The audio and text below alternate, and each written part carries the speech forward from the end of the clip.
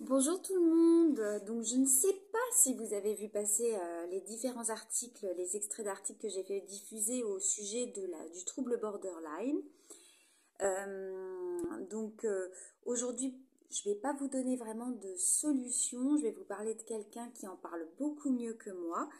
Il s'agit d'Abigail Baran, qui est sur Instagram.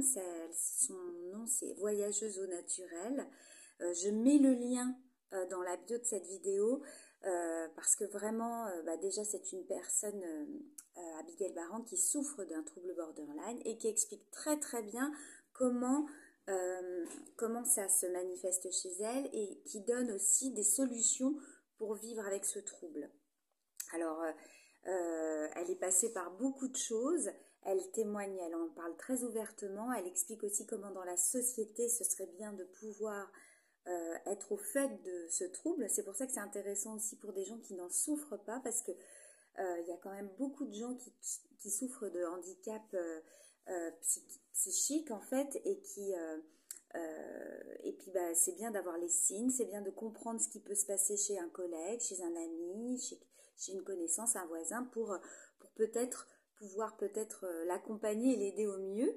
Et puis parce que c'est un trouble qui peut mener à des extrêmes d'action comme le suicide, des choses qui peuvent aller quand même très très loin. Et alors que si la personne se sent comprise et accompagnée et soutenue par un entourage direct et indirect, ce sera beaucoup plus facile pour elle.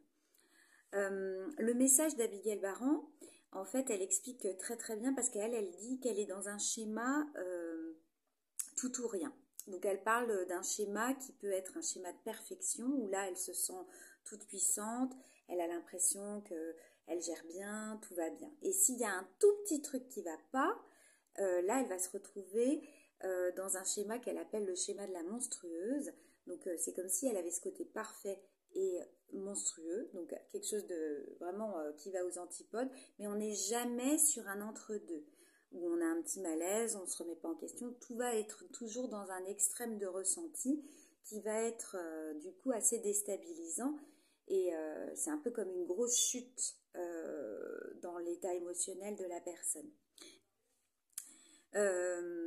Donc en fait, je vous invite vraiment à aller regarder ces témoignages. C'est une fille qui s'est énormément entre guillemets soignée par le voyage, aussi par les psychiatres qu'elle a pu rencontrer, son accompagnement thérapeutique. Mais voilà, elle a une force en elle qui est assez extraordinaire. C'est très intéressant de voir comment elle en parle, comment elle explique tout ça. Et que vous soyez concerné ou pas, sincèrement, ça vaut vraiment la peine d'aller voir son profil. Donc, je vous invite à le faire. Si vous avez des questions au sujet du trouble borderline, n'hésitez pas à m'envoyer vos questions en message privé ou en commentaire, si vous voulez témoigner par rapport à ce trouble. Je me ferai une joie de vous répondre ou d'écouter vos histoires. Je vous souhaite une très bonne journée. Au revoir.